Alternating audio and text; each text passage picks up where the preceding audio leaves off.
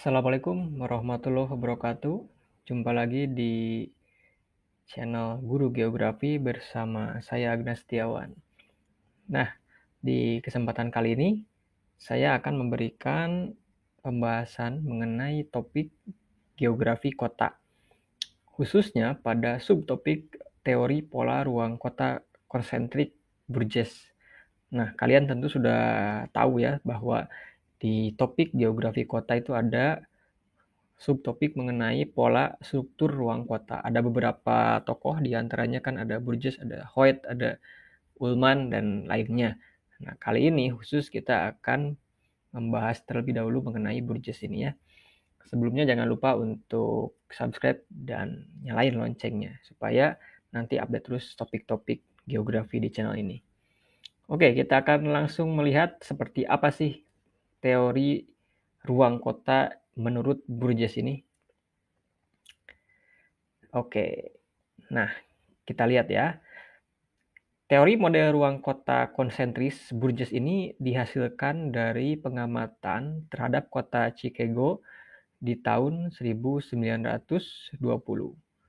Nah, kemudian diterbitkan dalam buku The City di tahun 1925. Jadi, anak-anak ini kota di awal abad 19 ya. Jadi Chicago itu kan dulu wilayah kota di Amerika Serikat gitu kan.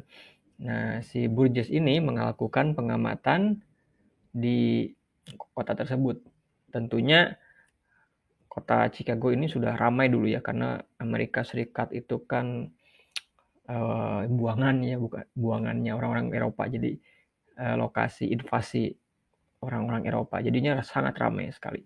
Ya, meskipun awal abad 19. Jadi seperti itu.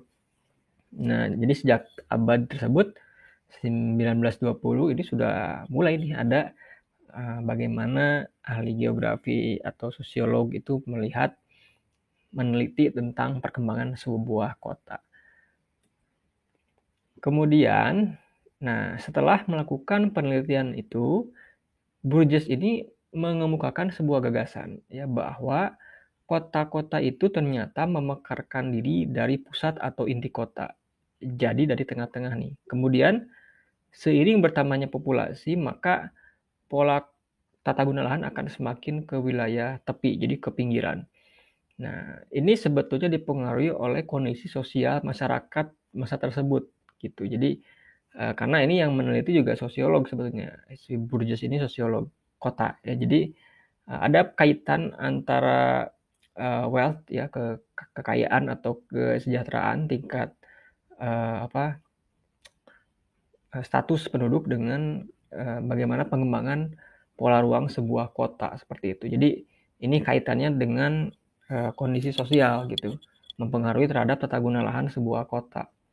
Seperti apa sih bentuknya? Nah, kalau bentuknya kurang lebih seperti ini ya, bulat konsentrik. Jadi tapi jangan bayangkan kalian misalkan bentuknya bulat sempurna gini, bukan ya. Jadi ini kalau dibuat penarikan sebuah jalur ya. Jadi kota itu diibaratkan nanti bentuknya seperti melingkar gini batas-batasnya gitu ya. Jadi bukan melingkar memang Chicago itu bulat gini ya, melingkar gini enggak ya, tapi ini kalau ditarik secara sempurna gitu. Cuman batasnya seperti ini. Di tengah-tengah itu ada CBD, Central Business District. Jadi dia ada pusat daerah kegiatan ya, di mana di sana ada kantor, ada pusat dagang, bisnis gitu ya. Ada pusat pemerintahan dan lain-lain gitu. Itu CBD. Nah, kemudian bergeser ke pinggiran lagi yang warna merah, itu ada factory atau industri. Nah, ini zona transisi juga disebutnya. Jadi lokasi pabrik-pabrik itu di batas dengan pusat daerah kegiatan ya, atau CBD gitu.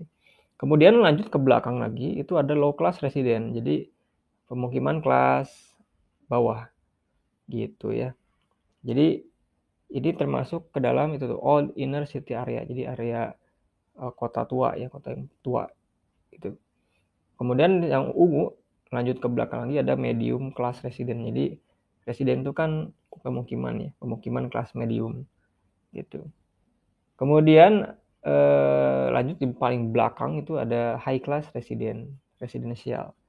Ini modern suburban. Jadi ini orang-orang kaya itu di belakang dia. Ya, mungkin nyari wilayah yang luas ya supaya bisa beli rumah yang gede-gede gitu kan. Karena kalau di kota kan udah full ya, overload gitu kan. Kalau di negara-negara Eropa ya, negara Amerika gitu sudah padat, sejak dulu sudah padat. Beda dengan di kita. Kemudian, nah, teori konsentrik ini dapat dibuktikan kebenarannya hanya di negara-negara barat yang maju.